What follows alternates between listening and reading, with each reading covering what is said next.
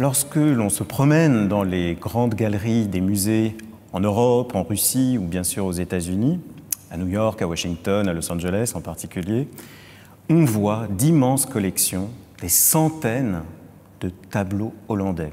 On pourrait penser que c'est là le grand héritage, la grande contribution à l'histoire globale, en particulier à l'histoire de la peinture, mais à l'histoire globale de la culture hollandaise du XVIIe siècle, le siècle d'or. Ces œuvres, au milieu desquelles on se trouve aujourd'hui, au musée du Louvre, elles font signe vers d'autres réalités qui, d'une certaine façon, les ont favorisées, ont permis leur éclosion, leur création. Au premier rang de ces réalités se trouve l'Empire hollandais, l'Empire colonial hollandais.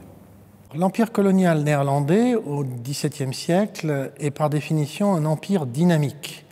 C'est-à-dire que c'est un empire qui s'accroît pendant à peu près les 2/3 du XVIIe siècle. C'est un empire qui s'accroît principalement dans des régions, dans des zones ouvertes, par opposition à l'Empire espagnol, qui est lui considérablement structuré en fortification, en contrôle de points multiples et pas simplement de points névralgiques. Cet empire colonial, il subsiste bien sûr des traces qui portent témoignage de son étendue, de sa vivacité, de sa vigueur et de ses différents aspects plus ou moins éclatants ou sombres. Les œuvres d'art, les tableaux en particulier, portent témoignage de l'aventure coloniale hollandaise. On pourrait parler à ce titre d'un petit tableau, un tableautin peint par l'un des génies du XVIIe siècle hollandais qui s'appelle Frans van Mieris. Alors c'est un être extraordinaire, un génie de la peinture, quelqu'un qui a créé à l'aide, avec quelques autres artistes, comme Gérard Doux par exemple, dont il était l'élève, des minuscules tableaux, presque des miniatures, qui sont comme des bijoux en fait. Et sur l'un d'eux, que possède le musée du Louvre, on voit une jeune femme à sa toilette.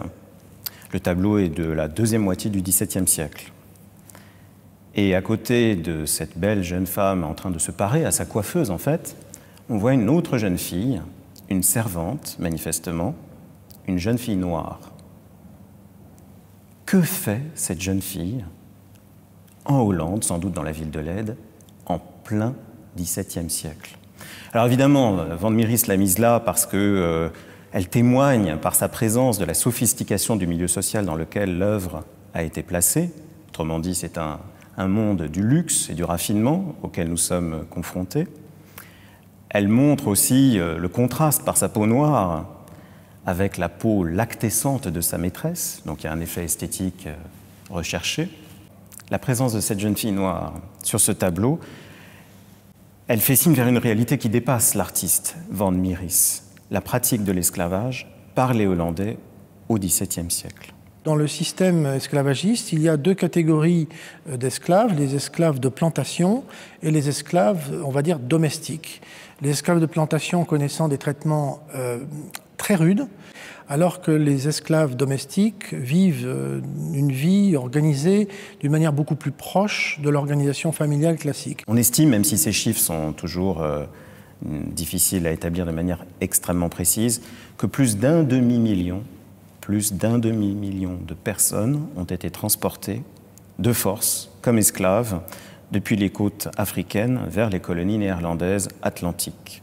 Le grand vecteur de la diffusion de la présence hollandaise et par là même de l'esclavage, ce sont les grandes compagnies néerlandaises des Indes. Compagnie des Indes occidentales, le monde atlantique, Compagnie des Indes orientales, toute l'Asie.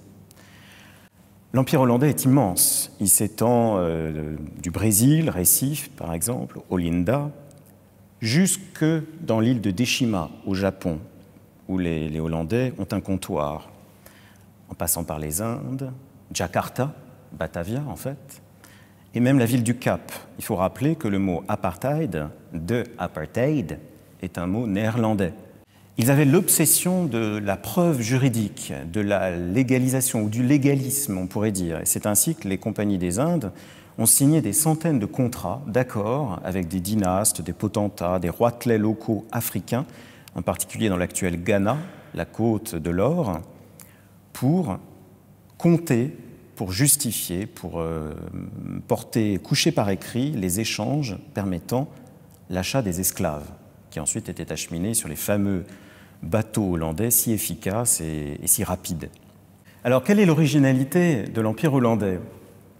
Alors, bien sûr, c'est immense, on l'a dit, mais en vérité, c'est une logique de comptoir.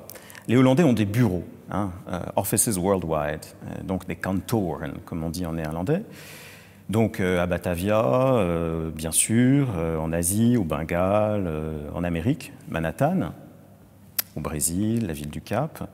Mais ils n'ont pas de grand territoire. À la limite, des langues de terre, peut-être, les intéressent, où ils s'établissent. Donc, c'est tout à fait différent de l'empire colonial français ou de l'empire colonial espagnol qu'ils combattent au XVIIe siècle déjà. L'entrepôt d'Amsterdam au XVIIe siècle, c'est clairement une innovation technique sur le plan de l'organisation économique. Amsterdam est peut-être la première ville à pratiquer à ce niveau d'intégration le système de l'entrepôt. Alors, en fait, l'entrepôt, c'est un cœur d'activité qui consiste dans le stockage de produits, mais qui connaît en amont toute une chaîne d'approvisionnement et en aval toute une chaîne de distribution. Au fond, cela se résume assez facilement à une tentative sans cesse menée avec une espèce de ténacité extraordinaire pour accroître, augmenter sans cesse le portefeuille de leurs marchandises exotiques. Que ce soit la porcelaine de Chine, évidemment, que ce soit les fourrures des castors de la vallée de l'Hudson, le poivre, le sel, c'est une logique d'accumulation. Des réalités spécifiques se mettent en place dans les colonies néerlandaises, démographiques et déjà environnementales en fait. Et ça se voit dans des tableaux qui sont conservés en particulier au musée du Louvre. On peut citer le cas de Frans Post, qui est l'un des grands paysagistes du XVIIe siècle hollandais et qui est resté dans l'histoire de la peinture pour ses paysages brésiliens. C'est quelqu'un qui a fait partie, qui a été embarqué dans un corps expéditionnaire, en fait, dans une aventure coloniale au Brésil. Et cet homme, cet artiste, a peint le Brésil avant le Brésil moderne, en fait. Ce sont les premiers paysages sud-américains qui nous soient parvenus. On voit les colons, les blancs, on voit les esclaves amenés de force qui travaillent sur place, dans les plantations, c'est l'économie des plantations. Et puis, les métis, on les appelait les mulâtres. Et puis, autre phénomène très frappant sur ces tableaux, les grands établissements de sucrerie, de raffinerie de sucre qui apparaissent dans les images sont toujours placés dans de magnifiques clairières, de grandes percées idéales, dans des feuillages, des paysages luxuriants. Évidemment, c'est le déboisement qui a commencé. Autrement dit, l'empire colonial hollandais nous touche et nous intéresse encore aujourd'hui plus que comme un simple artefact historique mort, mais au contraire comme un phénomène avant-courrier de nos réalités. Et ça, c'est passionnant, parce qu'on comprend mieux, évidemment, les racines des maux actuels et, je dirais, notre monde, notamment à travers cette optique. Je n'ai pas souvenir de tableaux britanniques, français ou même espagnols qui dépeignent des process de production, des modes de production dans les colonies, avant le XVIIIe siècle. Les tableaux néerlandais réalisés par des artistes qui ont visité les colonies sont une exception pour l'ensemble de l'Europe.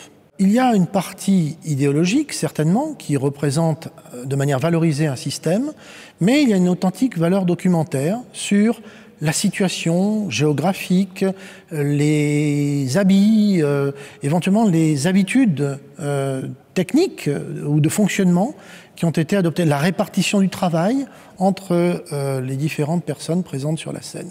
On est dans un art qui est le fruit de la première puissance économique mondiale au XVIIe siècle. Et on trouve parmi les œuvres d'art d'évidentes traces du phénomène impérial. Alors, chez Rembrandt en particulier, mais c'est vrai pour le genre du portrait en général, ces grands portraits de bourgmestres qui sont aussi des grands marchands, des personnages influents, des patriciens qui possèdent des actions, des compagnies des Indes néerlandaises, illustrent, pour le coup, le phénomène impérial.